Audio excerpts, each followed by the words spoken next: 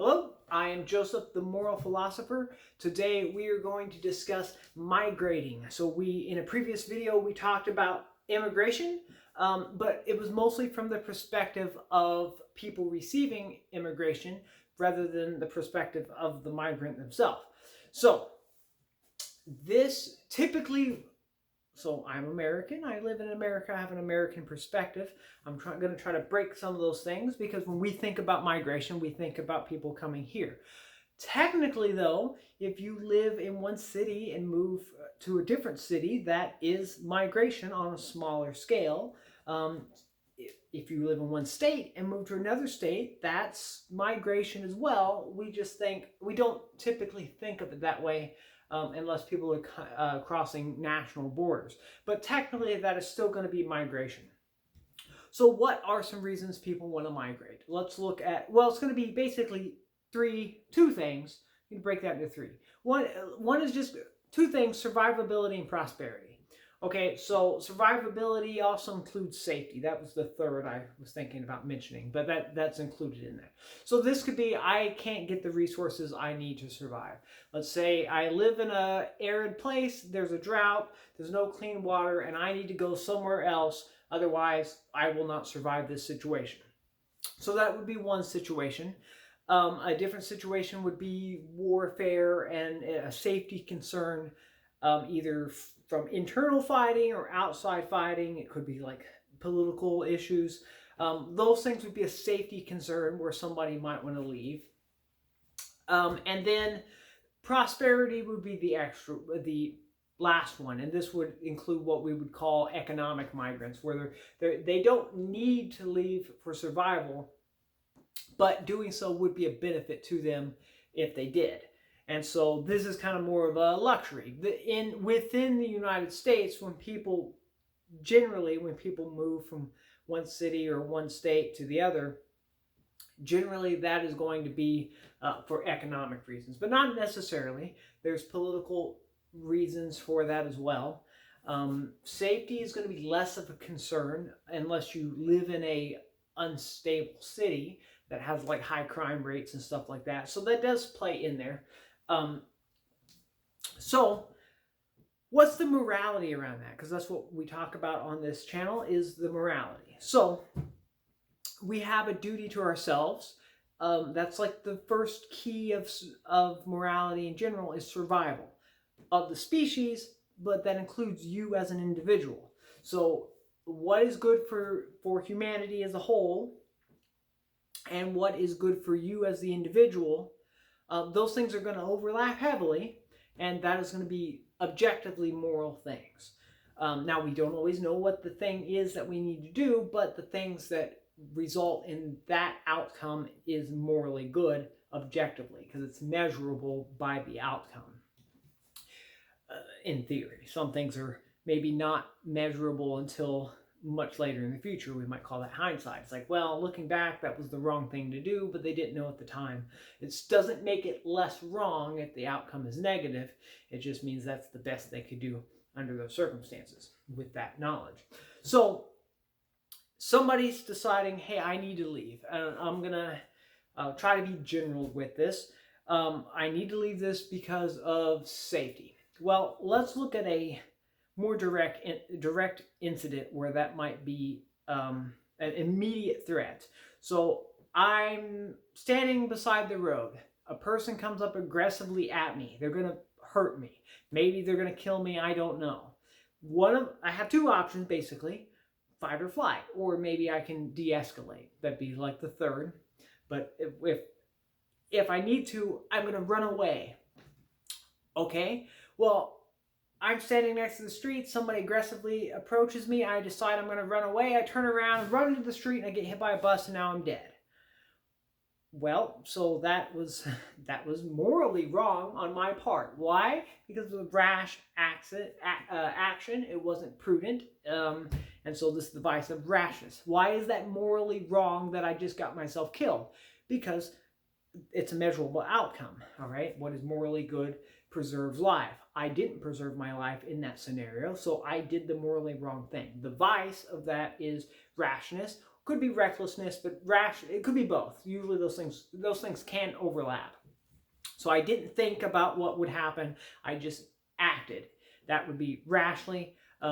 Reckless would be like, I see the car coming, but I'm going to take the risk anyways. That would be recklessness towards myself. Those are vices. They're going to be morally wrong. So applying that to immigration or migrating, I'm leaving to go somewhere else. That if I do so in a way that puts me in greater danger than I would have been had I stayed, then that is a foolish action. But, well, let's say a reckless action. It's foolish if I'm lacking information. It's reckless if I have the information and act anyways. Okay, both of those things. So they're a little bit, they can cross over, but they don't have to. So, I mean, this happens. Like, imagine you are, there's a country who shoots on sight when somebody crosses their border, okay? And maybe that's a security reason. Maybe they have an outside threat. They don't know who you are. They're not taking a chance. Not judging the morality of that. We're not talking about that now. Instead, we're looking from the migrant perspective. If I just run into an area where people are pointing guns at me, that's reckless on my part. I have morally failed myself in that situation. If there are also people with guns behind me, and I don't have a choice, and I have to either stay or go, in that situation, the only thing I can do would be reckless. We wouldn't call that recklessness, though. It would be courage. I have to do something. Both of those things could be bad, but I don't have a choice. So in that situation, it's not reckless, but it's courage. So that's a virtue, because if you don't act, the people behind shoot you. If you go forward, the people in front of you might shoot you, but you don't know that for sure. But you do have certainty of what's behind you. So this plays into the morality of deciding to migrate. If I have certainty, or greater certainty that I will have less survivability if I stay in one location, then and it's less certain if I leave. So they will kill me if I stay. If I leave, I could get killed, but that's uncertain. Then, for my own protection, it's morally justified for me to leave. Okay. Now we have to look at where do we go. So if there is knowledge, so I should use that. I should act prudently. So that's the virtue of prudence is going to be wise caution. I don't take reckless actions, but I try to use the knowledge I have to get the best outcome. So that's going to be prudence. I might not have that knowledge, and that's where it becomes a reckless courage thing. But if I have the opportunity to say, hey, this is the best place for me to go, then now I've acted prudently rather than recklessly. That the idea is I want to ensure my safety rather than take a risk. So if I'm putting myself at risk and it's not necessary for me to do so, we have the vice of recklessness. When you apply that to migration, then that becomes a moral wrong. The person who is hurt by that wrong is myself.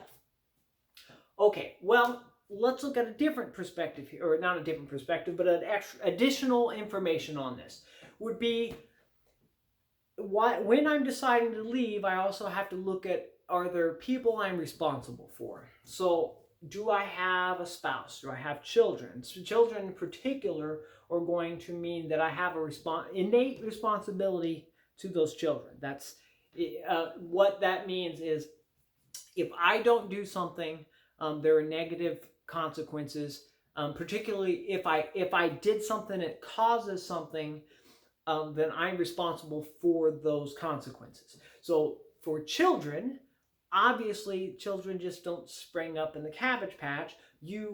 For children to exist, you took an action and you were responsible for the consequence of that action, which means if there are children, you are now responsible for those children. Now, as a moral duty, your job is to raise those children to be no longer dependent on you. But in the time that they are still dependent on you, then you are going to have to consider that when you're leaving. You can't just leave your kids because, well, I'll be safer if I leave and I'm just leaving the kids behind. I don't care about them. Well, so there's a moral failing of irresponsibility. If you do it with the intention of harm coming to them, then that would be malevolent. Generally, it would just be irresponsibility, but the consequences could be the same depending on what happens. So if you're leaving, you have the responsibility to take your family that is dependent on you with you. Okay? How about applying that to parents instead? Your parents, but you're an adult. Do you have the responsibility to take them with you? Well, if you could, you should. However, maybe they don't want to go. Maybe you decide you're going to leave. Your parents don't want to go. You can't. It is immoral typically to use force. So, especially with people who are able to reason on their own. Sometimes you can use force to ensure safety. So for your children, for example, because they're dependent on you, if the kid walks into the street and they're going to get hit by a bus, you can grab them and move them out of the way. Yes, that is a use of force, but we don't think of it that way because it's the morally right thing to do. Typically, when we're talking about force, we're thinking about the negative side of that, but force can be positive as well.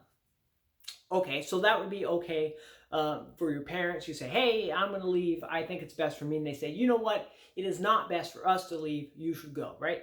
You don't force your decision on other people if you're not responsible for them. And that would not apply to people who can basically take care of themselves, essentially.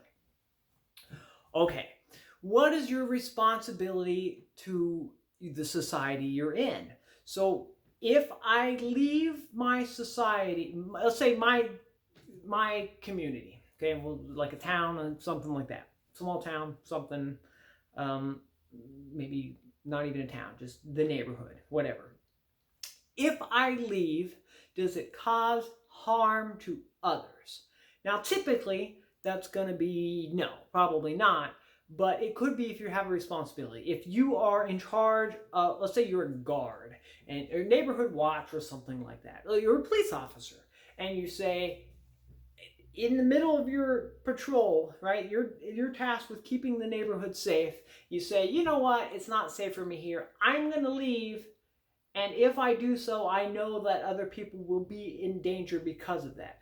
Well, in that specific situation, a person would have taken on that responsibility. It would be immoral to not fulfill that duty if it's going to cause somebody else harm, right? Because you've taken the assignment to put yourself at risk.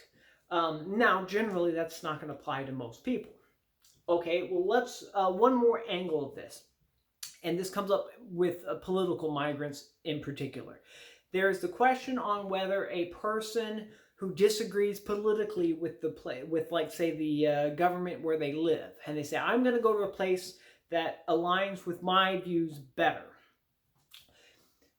Or the alternative could be, I'm going to stay and try to change the government here. So those are kind of the two options. What is your moral responsibility? Your moral responsibility is to yourself first and foremost, because you can't benefit anybody else if you don't survive. So you have to keep yourself safe and alive. What is the way you would resolve community issues like that, a community's political issues? Well, you would do that not with force, you would do that with persuasion. So if you're trying to convince everybody, say, hey, this is a better way of doing that. This is what they do at this other place, and it works real good, and we have a problem, and we could solve it by doing this. And you try to tell that to everybody. Everybody says, you know what? We don't agree. Then you've done all you can do. And if you decide, hey, it would be better for me to leave because they want what they have, and I don't, then it's better for you to leave rather than to stay and change that. However, in a situation where, like, maybe, and this is all in the context of a democratic system, you might say, hey, actually, we don't like the way the government's running, and it's not just me, it's the whole community who doesn't like that. In that case, well, you can have new elections, you can inform people, you can have dialogue, and persuade people into actually activating change. So that would be a moral good, because you didn't just benefit yourself, you benefit your entire community by doing that. But we need to be efficient in those things. So if you're working towards something but the outcome is impossible, then you're not doing any good. You're wasting your time. You're being inefficient. This is the vice of inefficiency. Okay, this is working, and might even be the vice of foolishness, because you're trying to do something that's impossible. And if you think it's possible, then that would be ignorance. That would be foolishness. This is just generally acting without wisdom. So you don't have the wisdom to know. Or if you, but if you know things won't change and you try to change things anyways, you're not being foolish, you're being stupid. So, and I'm going to use that in a technical term. So stupidity is essentially doing something, well, in this example, it's doing something you know it's not going to work. It's a failure to learn. It's from your mistakes, or just knowing better and then doing the wrong thing anyways. So let's wrap this up a bit. So we can leave for our safety, but we need to make sure we are not leaving other people in jeopardy that we would be responsible for. Okay, so if you're a police officer or a soldier or something like this, where other people are dependent on you, then either you all go or you stay and try to persuade people to act better. Because assuming that the efforts are going to result in something positive. So let's say there's a group of 5 people, and they decide they're going to fight a lion, and you're like, I don't think that's a good idea. I think that lion's going to kill us. And everybody says, no, we can get it. And it's like, no, I think that lion's going to kill us. I don't want to fight the lion. Everybody says, look, we can't kill the lion without you. We need your help to do it. And you say, even with my help, we're not going to be able to do it. So then we start looking in, because the group itself could be wrong. They might be right. How do you decide what the right action in that? It's going to be courage to an extent, but it's going to be prudence more than anything else. Otherwise, prudence is going to decide whether the action is courageous or whether it's reckless.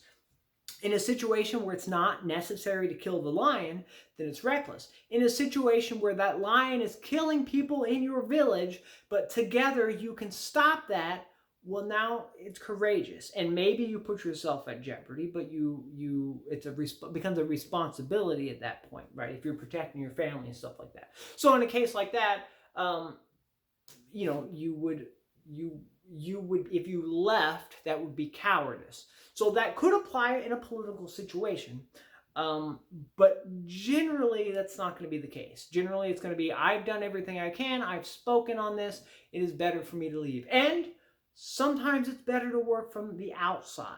So if you're leaving for politics, or say, look, I can't enact change here because my safety perhaps is a problem. So I'm going to leave, but I'm going to keep speaking about the issue and try to get help, because otherwise we fail.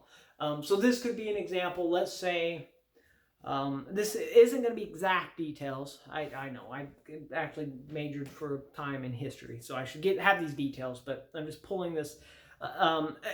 Imagine you're a Jewish person in Germany. You decide, hey, it's not safe for me here. Obviously, I'm talking about, let's say, the 1930s or something like that.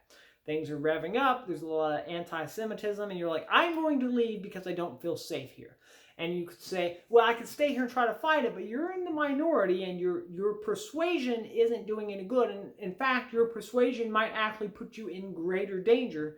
But if you leave, you can maybe persuade other people to say, hey, bad things are happening there. We could really use your help. That would be a moral thing to do then. So it wouldn't be cowardice to leave. It would be the prudent thing. So let's add one more. We're going to get one more factor on all of this.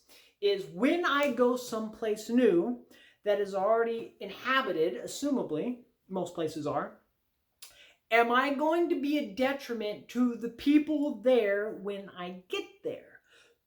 Most people won't think so, but this is something to consider. If I go into and I move to a new city, it's not going to be a problem. If I take 100,000 of my friends and move to a new city, well, that's probably going to be detrimental to the city, at least in the short term.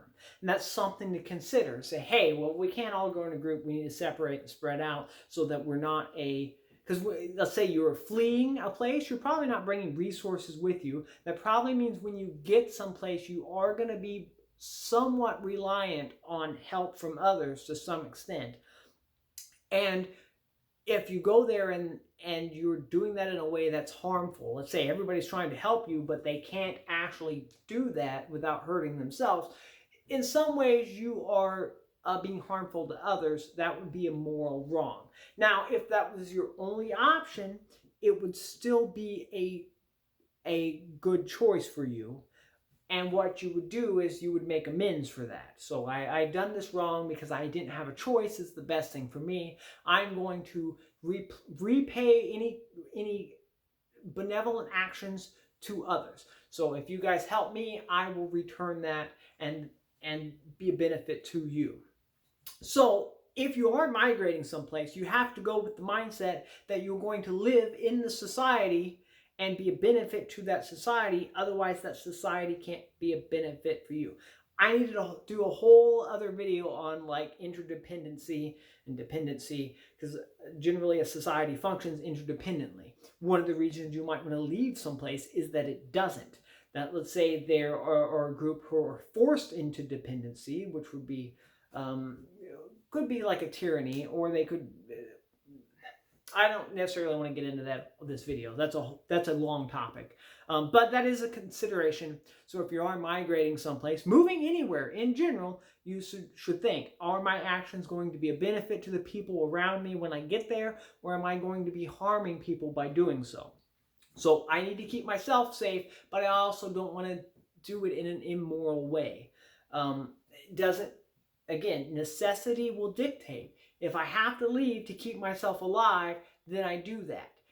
If that causes a burden to somebody, well, then I'm going to keep myself alive, but I need to make sure that I make amends for that burden. I have some reciprocity. If they help me, I will help them, and then I'll help the next people that come.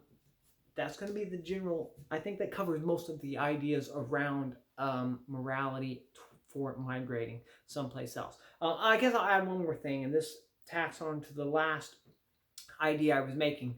For political reasons, like if you're an American and you want to leave to another state, then you need to consider, this is going to take some wisdom, consider that the things you were voting for in your previous state may have caused the problems that you have.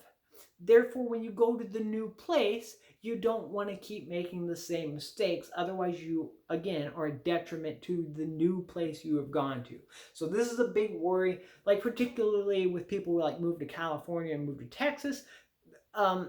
Texas, this is the problem, right? They over time, if they don't change the ideas that led to their detriment or their problems in the first place, and then they come to the new place and they keep doing the same thing, well, then we have that stupidity thing. They didn't learn their lesson and they're doing the same thing that caused the problem in the first place. So this is the problem. This is one of the reasons why migration laws, and this is what I talked about in the previous video, this is one of the reasons why migration has to be allowed. If you're accepting people, you do so in a way that's a little bit more thought out and not just mass immigration without any strategy, because, well, we talked about there is strategy, but watch that video if you're interested in that. But you need to do that so that when you bring people in, they aren't a detriment to your society. Like I said, that's mostly in the other video. In this video, we're on the opposite end. So, I'm Joseph, the Moral Philosopher. I'll link the other video about morality around immigration, because that tackles it from the receiving side. And if you like this sort of thing, I will do videos on specific topics and the morality around that. And sometimes it'll be just more general morality. ideas that are less specific. But I try to use the topical subjects in order to kind of explain my morality in general instead of just giving you abstract ideas. Those are harder to what's the word I want to use? Well, I'll just say understand. I wanted to use a better word, but words are hard. I'm Joseph, the Moral Philosopher.